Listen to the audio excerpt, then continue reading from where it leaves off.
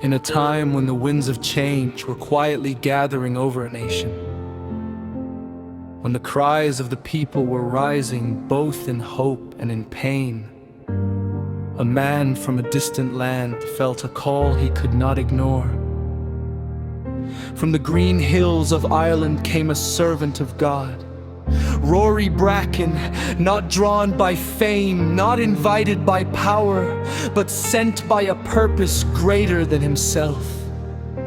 He did not come with wealth, he did not come with influence, he came with a message.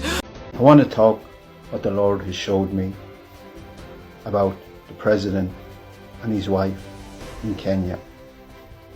Although many claim, sir, and you claim, and your wife, sir, that ye are servants of God, but you've been led by the wrong people. Not with fear, but with urgency.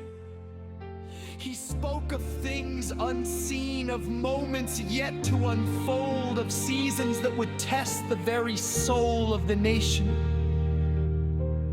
Many did not understand him.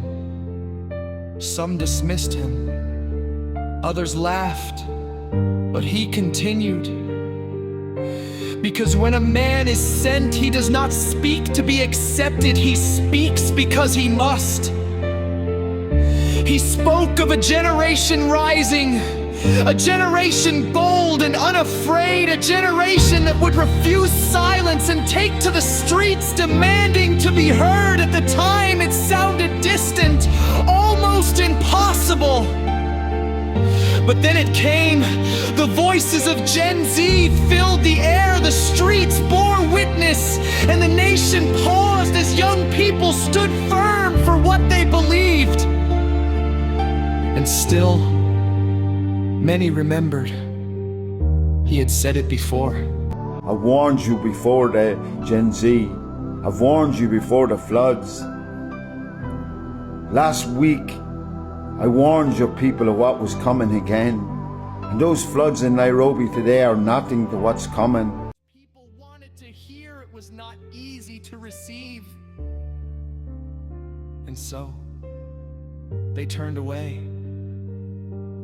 But time revealed what words had already declared. Tragedies came, lives were lost, families mourned, and in the silence that followed, echoes of his warnings lingered. Yet even then, the mockery did not fully stop. He spoke once more, this time of waters, waters that would not give life but would take it. Floods that would rise beyond control, sweeping through homes, displacing families, and leaving behind devastation again. Many doubted. It sounded too extreme, too far-fetched, until the rains came. And they did not stop.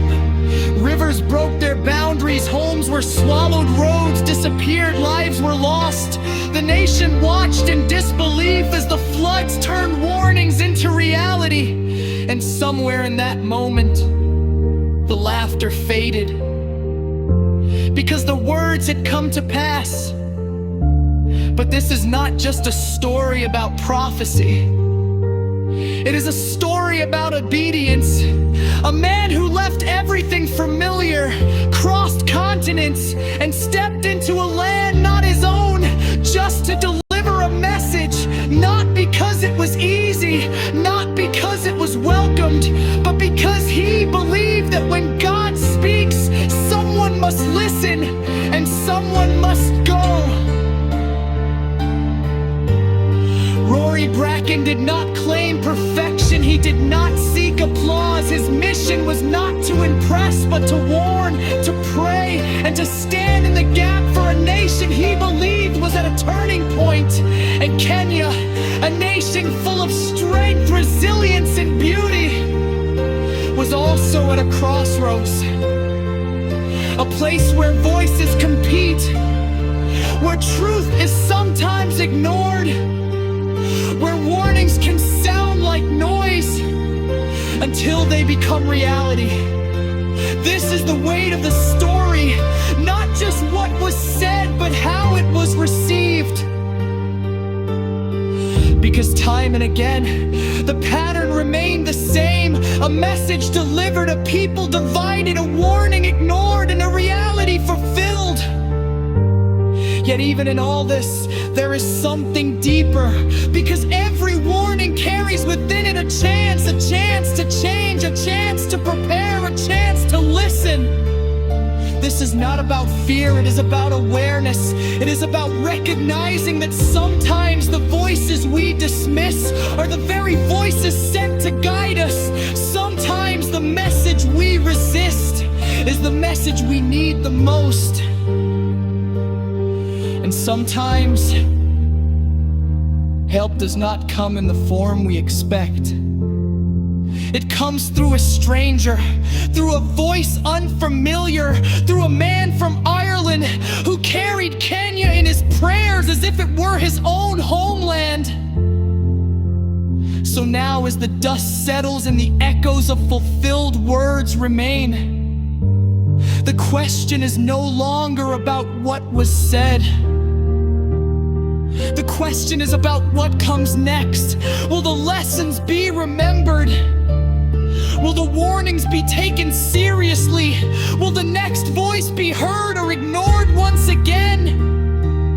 Because history has a way of repeating itself when it is not understood. And a nation that listens is a nation that prepares, a nation that ignores, risks learning the hard way. This is not just his story. It is Kenya's story, a story of moments missed and moments that still remain, a story of a servant sent and a people called to listen. And somewhere beyond the noise, beyond the doubt, beyond the memory of what has already happened, a voice still whispers, not to condemn, but to guide.